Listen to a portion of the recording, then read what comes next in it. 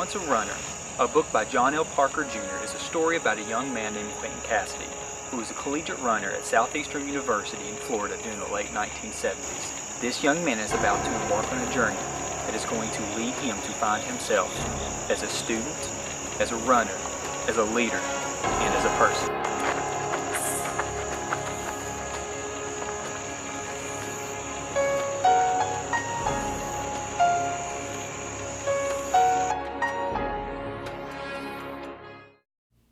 The night joggers were out as usual. The young man could see the dim figures on the track, even in the slow light, slowly pounding round and round the most infinite of footpaths. In lane 1, he stood very still, looking down at his street shoes and tried to conjure up the feeling. What was this feeling right now? Nostalgia?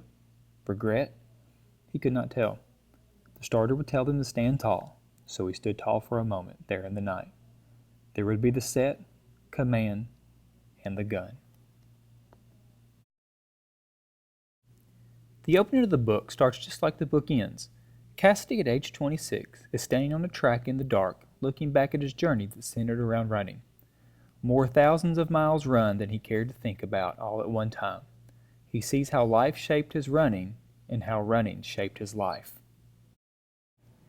Quentin Cassidy is an average college student who attends Southeastern College in Florida, who just happens to be a talented runner with the extraordinary goal of running a sub-4-minute mile. A product of the 60s and 70s, Cassidy is attending a college whose administration is stuck in the past. Along his training journey, Cassidy will butt heads with the administration and find himself in some very interesting situations. After being expelled from school, Cassidy moves out to the middle of nowhere to fully devote himself to training. With the tutelage of his friend and mentor, Bruce Denton, all Cassidy does is eat, sleep, and train. It will all come down to the Southeastern Relays where the best miler in the world plans to compete.